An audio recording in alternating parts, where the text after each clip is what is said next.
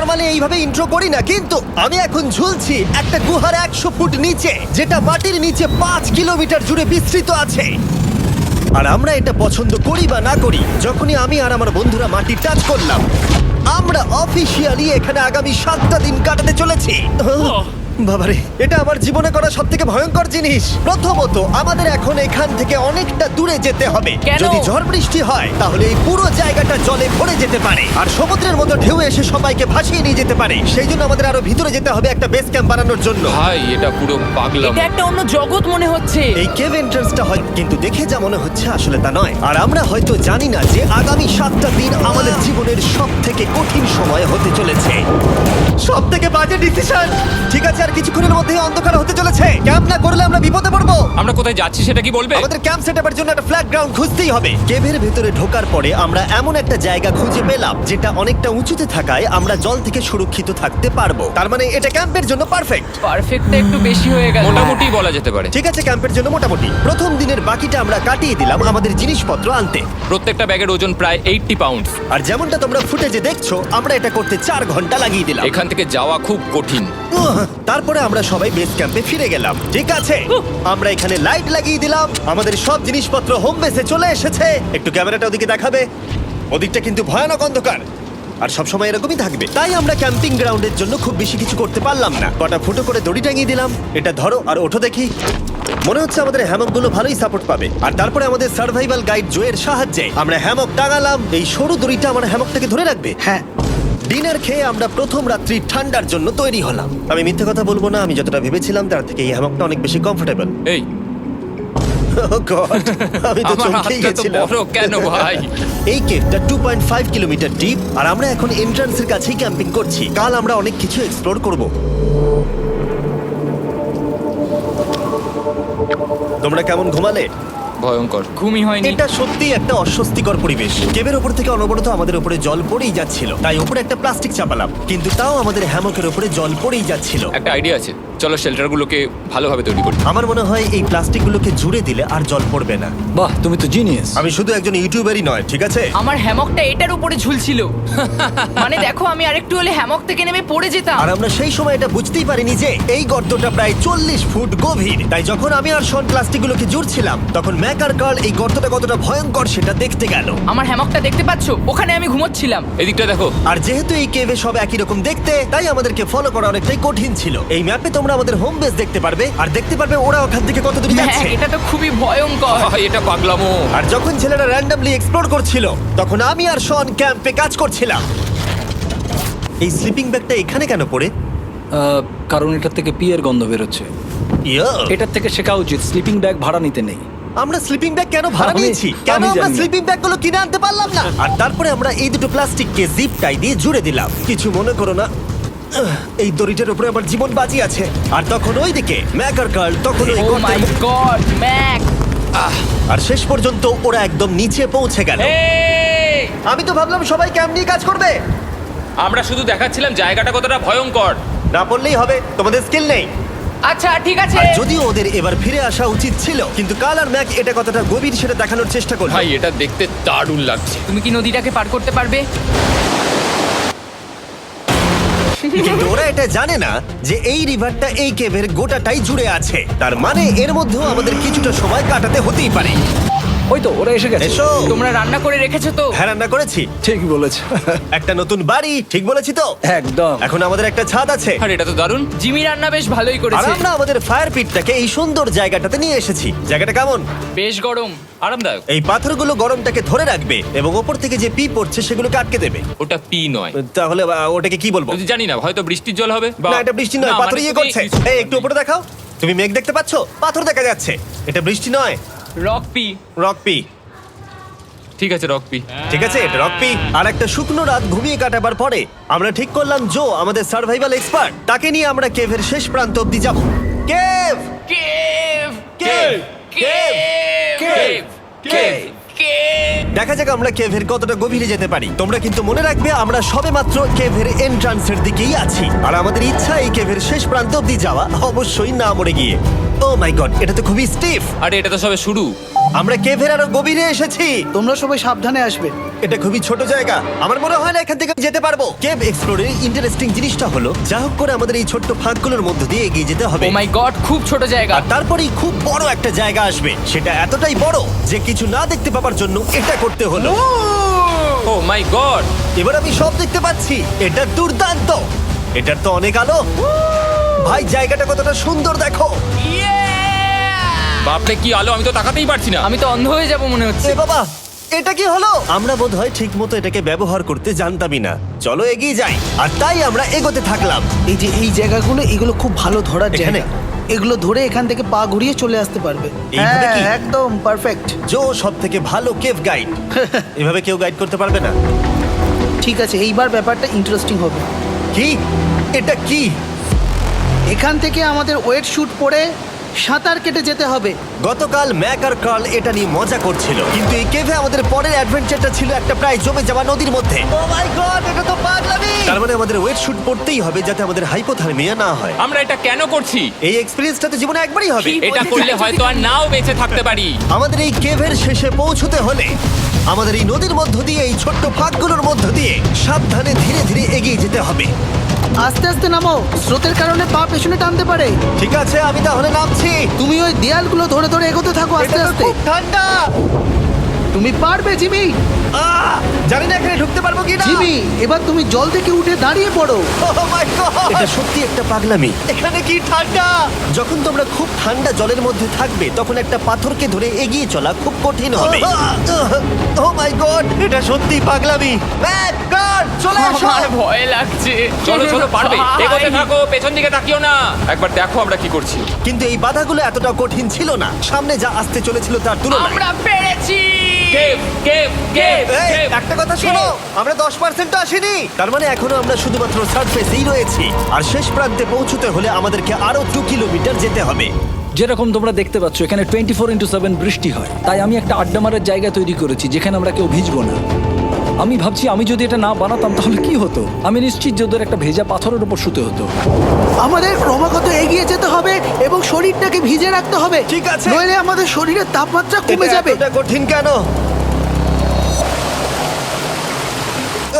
সব থেকে বাজে ব্যাপার হলো আমরা যতটাই দিকে এগোবো ততটাই আমাদের পিছন দিকে ক্যাম্পে ফিরতে হবে। আমাদের পরের বাধাটা হয়তো জলের মধ্যে নয়, কিন্তু তার মানে এটা নয় যে সেটা সহজ হবে। আরে এটা কি মাকড়সার জাল? কিন্তু আমি মাকড়সা দেখতে পাচ্ছি না। তার কেন? মানে ওটা আমাদের উপরে আছে। আরে তোমার গায়ে, তোমার গায়ে। আমার বন্ধুরা বলতে বাজে, এই গেমটা মিস্টার বিস ভিডিওর মতো, যত এগোবে ততই কঠিন হবে। সত্যি কথা বলতে যদি আমাদের সাথে জো না থাকতো আমরা মরেই যেতাম। আর 3 ঘন্টা পরে জো আমাদের জন্য একটা বাজে খবর নিয়ে এলো। জল অনেকটা বেড়ে গেছে আর আমরা অনেকটা সময় লাগিয়ে ফেলেছি, তাই আজকে আমাদের আবার ক্যাম্পে ফিরে যেতে হবে। আমি মানবো না। তুমি সেফটি এক্সপার্টের কথা অমান্য করতে পারো না। আমি এটা মানবো না। সত্যি কথা বলতে আমাদেরকে ফিরতেই হতো, কারণ এর আগে আমরা শুট করতে অনেকটাই সময় নষ্ট করে দিয়েছি। তারপর ফ্লেয়ার নিয়ে খেলেছি, তাই আমরা ফিরে যাচ্ছি আর এই মিশনটা আমরা পরের দিন আবার শুরু করব।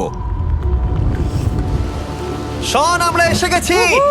আরে তুমি এখানে কি করছিলে? এখন তোমরা কেউ ভিজবে না। আমি তো জানতামই না এই লাইটগুলো আমরা এনেছি। এগুলো দারুণ লাগছে তাই না? দুঃখের বিষয় আজকে আমরা মাত্র 20% এগোতে পেরেছি, কিন্তু বিশ্বাস করো আমরা শেষ পর্যন্ত অবশ্যই যাব আগামী কয়েকদিনের মধ্যেই। আমার মনে হয় না। কোনোদিনই হবে না। আমি তো বললাম। আমরা ডে 4টা রেস্ট নেব আর ডে 5-এ চেষ্টা করব এই কেভের শেষ অবধি যাবার। দেখা যাক কি হয়।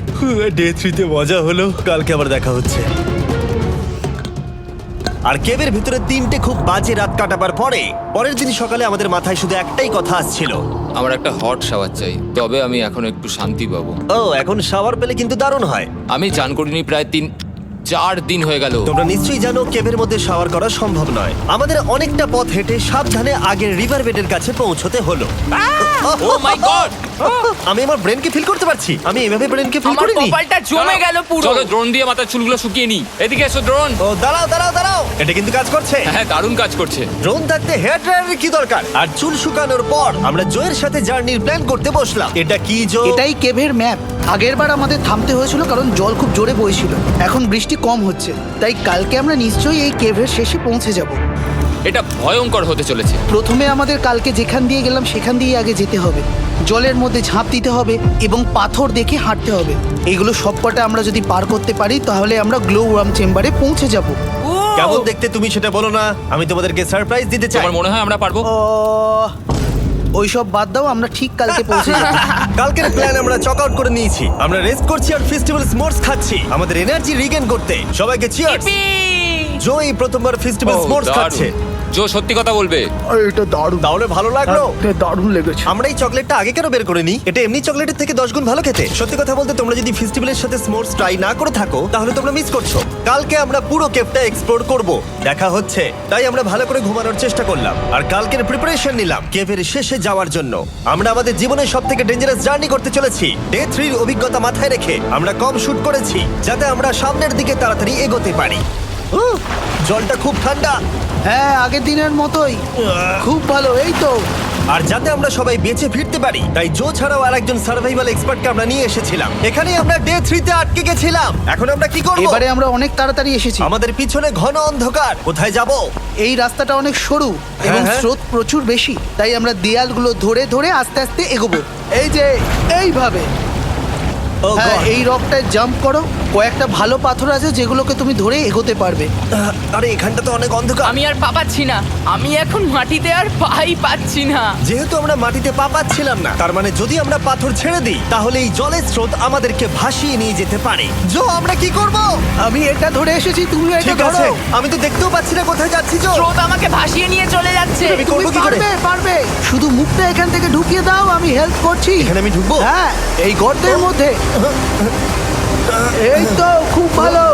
এটা আমার জীবনের সবথেকে বিপজ্জনক অ্যাডভেঞ্চার। আমরা এখন কেভের অনেক গভীরে চলে এসেছি আর এবার আমাদের সামনে প্রথম বড় বাধা। এখানে জলের একটা ঘূর্ণাবর্ত আছে, যদি তুমি এর মধ্যে পড়ে যাও তাহলে তোমাকে একদম নিচে নিয়ে চলে যাবে। মানে আমরা পড়ে গেলে মরে যেতে পারি। হ্যাঁ, মানে আমরা মৃত্যুর সাথে খেলা করছি। এটা এতটা বিপজ্জনক হতে পারে আমি সত্যিই ভাবিনি। খুব ভালো। এই তো। তাহলে কি আমার পা এখানে হ্যাঁ, রাখবো? রাখো রাখো। ঠিক আছে, এই তো আমি পেরেছি। এটা আমার ভাবনার থেকেও বেশি কঠিন ছিল। এই নদীটা কতটা শক্তিশালী এই গোটা কেভটাকে তৈরি করেছে। কিন্তু মজার ব্যাপার হলো আমরা পাথরের মতো শক্তিশালী নই। আমি শুধুমাত্র মানুষের মতোই শক্তিশালী। সৌভাগ্যবশত কাল এই অ্যাডভেঞ্চারে লিড করেনি, তার বদলে আমরা একজন অ্যাভেঞ্জার জোকে পেয়েছি। ও কতটা এক্সপার্ট তার প্রমাণ হিসেবে বলতে পারি। সে লিটারালি কতটা ওপর থেকে আমাদেরকে নদীতে ঝাঁপ দিয়ে দেখালো। ও মাই গড, এটা পাগলামি। কে বললো এটা পাগলামি? এটা তো আমার কাছে খুবই সহজ। আমি এটা করব। তুমি কোনোভাবেই এটা করতে পারবে না। আরে কি বলছোটা কি তুমি? আমি এক্ষুনি করতে চাই। চলো যাচ্ছি জো। God speed back.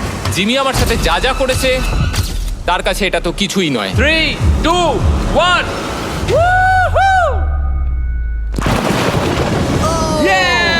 তুমি করবে? না, আমরা না এগুলো শেষ পর্যন্ত যেতে পারবো না। ও মাই গড, আমাদের নিচে অনেক ধারালো পাথর আছে, তোমরা সেগুলোকে দেখতে পাবে না, তাই সাবধানে পা ফেলবে। ও মাই গড। আবার এটা গভীর আরে হচ্ছে। আমার পা তো কিছুর উপরে রাখতে হবে। ছোট ছোট পাথরগুলোই একমাত্র বাধা ছিল না, মনে হচ্ছে আমাদের প্রতিটা পদক্ষেপে। ও ভাই, আমি কিচ্ছু দেখতে পাচ্ছি না। এটা খুব ভয়ঙ্কর। কেভটা আরো অন্ধকার হয়ে আসছিল এবং আরো সরু। আর তখন আমরা জানতাম না যে আমরা ফিনিশ লাইন অবধি পৌঁছতে পারবো কিনা।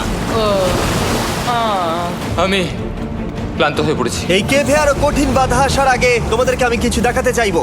জো, তোমার ব্যাগটা দাও। Thank you. তুমি জানো এর মধ্যে কি আছে? না, জানি না কি আছে। Brand new mister beast lab swamp.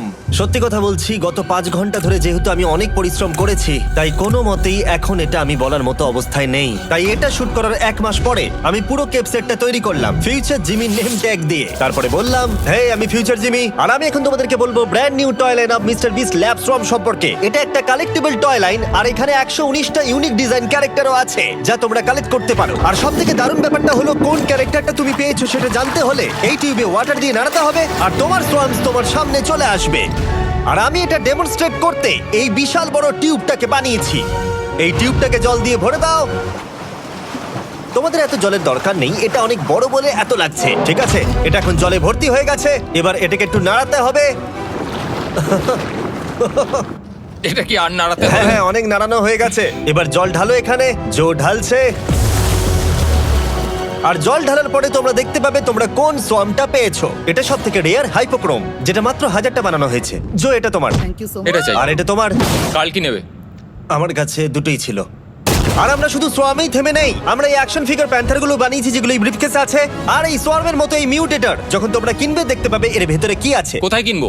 ভালো হয়েছে জিজ্ঞাসা করলে। মিস্টার বিস্ট ল্যাব টয়েস এখন তোমরা পৃথিবীর সব জায়গায় পেয়ে যাবে। এগুলো সব বেরিয়ে গেছে, তোমরা গিয়ে কিনে নাও। আর কেবের মধ্যে অনেক সমস্যা পেরোনোর পরে আমরা ফাইনালি পৌঁছে গেলাম গ্লো ওয়ার্ম চেম্বারে।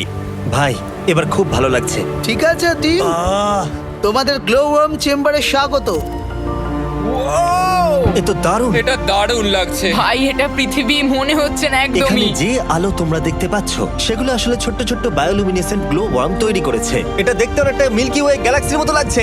ওয়াও! আর এই মুহূর্তটা, এই ভিউ, সত্যি বলতে এই ট্রেকের সমস্ত ক্লান্তি যেন দূর করে দিল। এখানে অবধি পৌঁছানো যেন সত্যি একটা অ্যাচিভমেন্ট ছিল। কিন্তু এখন আমাদের যাত্রা শেষ হয়নি, কারণ আমাদের এখান থেকে এখন বেস ক্যাম্পে ফিরতে হবে। আজকে ডে 6 হতে চলেছে, এখনো ওরা আসেনি আর আমি খুব ক্লান্ত। আমার মনে হয় না আমি ভালো করে ঘুমোতে পারবো, ওদের জন্য খুব চিন্তা হচ্ছে। এই ট্রিপটা অনেকটাই সহজ ছিল কারণ আমরা স্রোতের সাথে ভেসে ভেসে যাচ্ছিলাম। আর যেহেতু তোমরা এই ট্রিপটা দেখেছো তাই আমরা এটাকে স্কিপ করলাম। কিন্তু সত্যি বলতে এই জার্নিটাও অনেকটা বেশি সময় নিল, কারণ আমরা ক্যাম্পে পৌঁছানোর আগেই 6 নম্বর দিন চলে এলো। শন, সবাই ঠিক আছে তো? আমার খুব চিন্তা হচ্ছিল। Happy day 6। ডে 6 খুব ভালো। এনার্জি বাড়াতে আমরা আগুনের উত্তাপ নিলাম এবং ফাইনালি আমরা কিছু খেতে পেলাম। এটা খুবই অ্যাডভেঞ্চারাস ডে ছিল। কালকে দেখা হচ্ছে, মানে আজকেই হয়তো। এটা হয় ডে কোনোদিন 6 হবে না। নাকি আজকে, না আমি জানি না। এত বড় ট্রেক সম্পূর্ণ করার পরে শারীরিকভাবে চূড়ান্ত ক্লান্ত হওয়া সত্ত্বেও জানি না কেন কিন্তু আমি একদমই ঘুমাতে পারছিলাম না।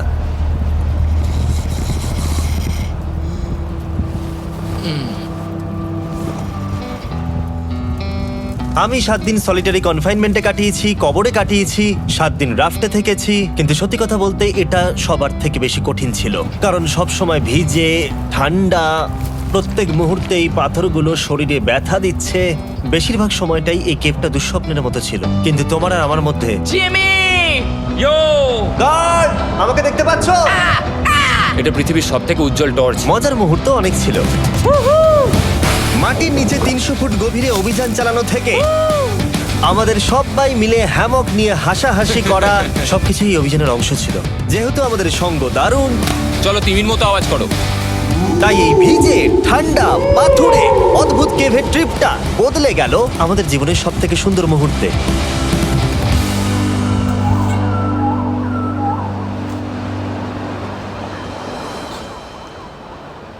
আমরা এখান থেকে যাব না যতক্ষণ না সবকিছু তোলা হচ্ছে।